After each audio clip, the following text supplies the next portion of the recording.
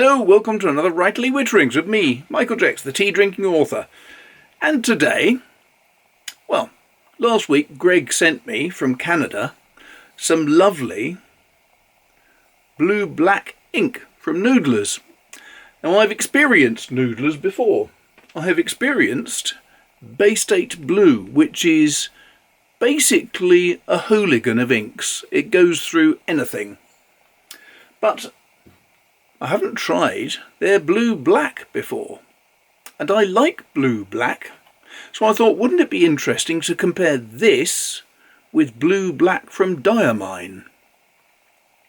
And the answer is yes, it would be interesting, so let's do it. Now, the inks that Greg sent me are these four. Sorry, he didn't send me that, I've had that before. But the blue-black, I thought, could be an interesting one to look at in comparison to Diamine's blue-black. And I just got Prussian blue down by mistake, but this is blue-black, as you can see. Now, I am experimenting today with some different lighting systems. So I've got a daylight bulb up here, which is creating some bright light, and then I've got a separate lighting system here, because some people have complained that the colours don't seem to be well represented, which is irritating because we like the idea of getting good fresh colours when we're looking at inks. Now, as I've mentioned before, I tend not to like Noodler's Bay State Blue. It is a thug. It's a vandal. It destroys all paper. It is vicious and unkind. So I thought Noodlers might all be similar. I don't know. So what I'm going to do, all of my ink tests are always done with this TWSBI, which is a delightful pen. It is very efficient. The great thing about it is a TWSBI Go. All you have to do to fill it is press down the plunger, dunk it in some ink, let the plunger go, and it sucks the ink up. It is incredibly quick and easy. So, for today's little demonstration, let's have a look at some Diamine blue-black. Now, I love blue-black and Prussian blues. I think they are excellent general purpose inks. They're not too bright and garish. They're not, well, they're just really good effective inks. So let's have a look.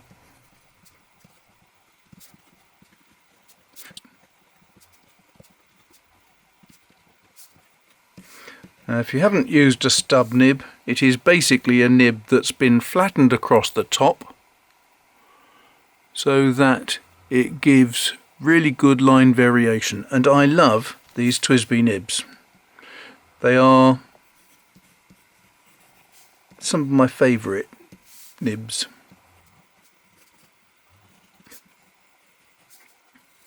They do mean that you can put down a lot of ink very quickly and easily.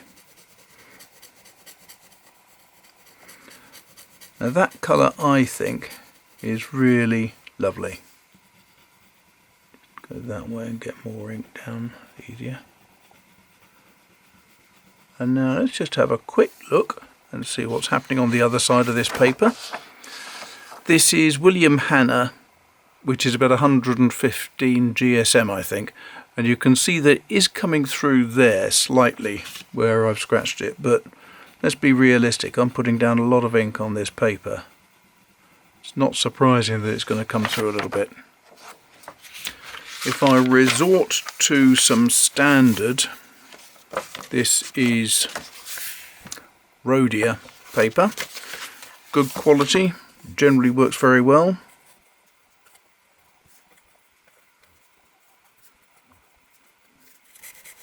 This paper is, I think, nearer 80 GSM.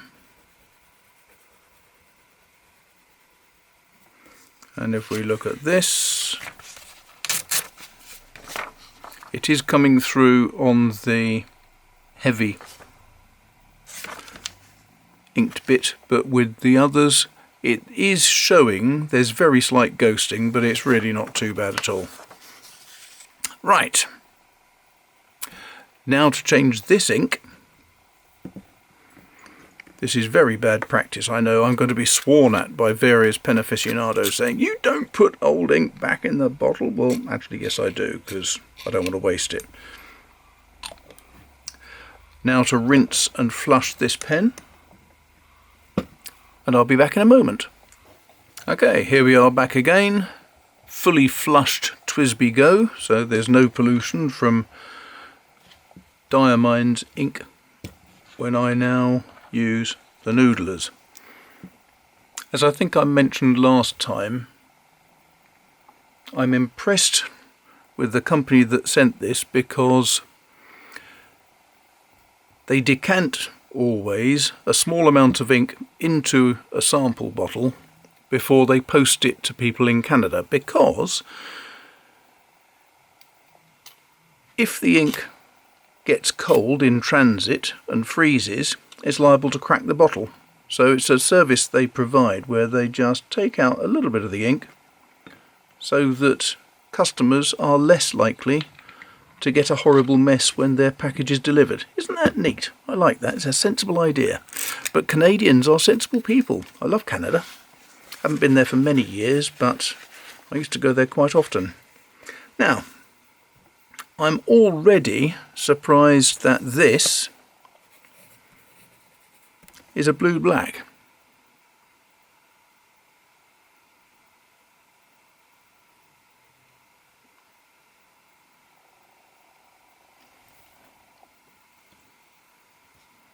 In fact, I'm just going to pause for a minute and make sure I got the right ink there. It does look the right ink.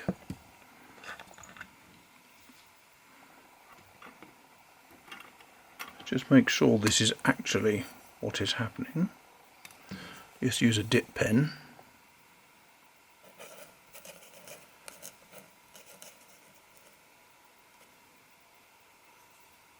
Nope, I think I've made a mistake. I'm going to have to go and clean this pen again. Right, I've just reflushed the pen. I'm going to try that again. Whoops. Just refill with some ink from this bottle, which states it is blue-black.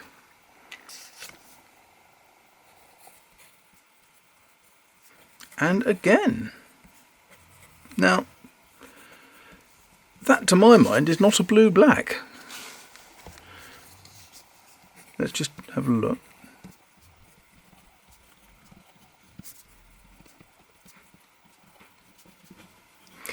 Now, I have to admit, I grew up using blue-black ink at school, and it was never this sort of colour. When I was at school, the blue-black inks that we had were that colour every time. This is beautiful. It's actually a really appealing colour, I find. That's it's a lovely bright colour. It's very easy on the eye, and it's not doing what I expect Noodlers to do. It is not coming straight through the paper. Even where I've done the thick ink layers, it hasn't come through and spotted as much as the Diamine did. Maybe I just haven't done enough ink down on those spots. Let's just see here if I can make it come through. Yeah, it comes through a bit more there, but you really have to work at it to get it to come through.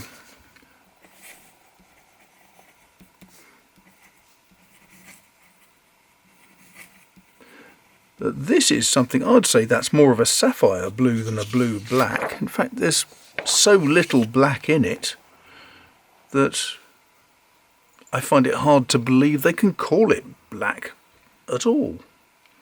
There's nothing in that at all to indicate blue-black. Now this is interesting. I'm hoping these lights are working. I have had complaints that my lighting system is not so good, so as I mentioned today I've got two lights, one up here and one here, which is why you're getting double shadows on my hand. But I trust these are showing up correctly. You can see that the Diamine blue-black has a slight teal sort of aspect, which is probably one of the reasons why I really like it. I can't see any sign of sheening, but that could well be just the fact of using different lights, and they don't necessarily... Sheening, I think you need to have light from one direction mainly. Can be daylight, can be a lamp, but you're far better off if you've got just the one lamp. Now, you'll notice here on the Rhodia paper that there is just slight feathering, very, very slight. With the Noodlers there is as well, but it shows almost as though the writing is missing parts of the paper. It doesn't show there. On the W you can see that there's sort of edging to it. So there's no outlining at all on that, on either of these inks on the Rhodia paper. On the William Hanna paper it's quite similar. You get nice shading with the Noodlers. I also think the shading on the blue-black from Diamine is particularly good, but I would say if you want a genuine blue-black, Diamine is probably the one to go for. But I have to admit, I think that Noodlers is a particularly nice colour. And I'm now rather looking forward to testing out these other Noodlers, and I think I'm going to have to test the Bay State Blue again, because that was more or less that kind of colour, I think. So that's interesting. Very pleasant. Thanks to Greg for the opportunity of testing these inks. And there you go. Now, I have to admit, that is a bit of a surprise. I've also got to admit that I look slightly shocked here with this extra lamp, so I'm just going to remove this to a less prominent area, and then... So, that's quite a surprise. I really wasn't expecting that. I tend to expect a blue-black to be more of a sort of Prussian blue type colour. Brew. I'm obviously thinking about beers too much. I'm very surprised at that. I mean, that is a really bright sapphire blue to my mind. That is not in any way a blue-black to my mind. Noodlers obviously think it is, and that's fine. Noodlers are a very good company, and they produce lots of very interesting inks. So I think next week, what I'm going to do is do a quick comparison of each of these three blues from Noodlers and their black, the Raven Forevermore. Because I love that. That's really nice cover. And cover. Ugh. I was thinking at the time, Karen Maitland, a friend of mine, wrote a book, and on that, her book cover had a raven. My daughter liked it so much, she made her own copy of the raven in the book. And it was a very nice sketch, but obviously books have covers. My mind ran ahead of me, and I wasn't thinking clearly. But that is a lovely looking label, not cover, label on that ink. But I'm looking forward to trying Plains of Abraham, which seems to be a slightly lighter blue, comparing that with Bay State Blue, and then also, of course, their blue-black. Thanks a lot to Greg for that. Hope that was interesting. Thanks a lot for watching. Don't forget, if you'd like to help, then you can go and subscribe, you can like the video, you can share it, you can do all those good things. If you're interested in joining the Writerly Witterings Pen Pals Club, It means anywhere in the world you can write to people all over the world and then get to use your favourite fountain pens, because it's a community of people who like writing and like fountain pens and inks, so you can get in touch with them. That's nice. If you want to do that, there's an email down the bottom, write to me there and I'll send you a link. And apart from that, I am now in a situation where I'm going to have to start considering a new camera. I don't want to spend a fortune, but this is finding it very difficult to focus. I think it's fairly old technology, this old Sony now. Right, that is it for now. I've now got to go and edit this. I'm realising that with all these lights, I've got enormous bags under my eyes. Just kick a light over. No, that doesn't help. Right, maybe I'm just old and baggy-eyed today. Such is life. Thanks a lot for watching. Speak to you soon and have a good week. Bye-bye.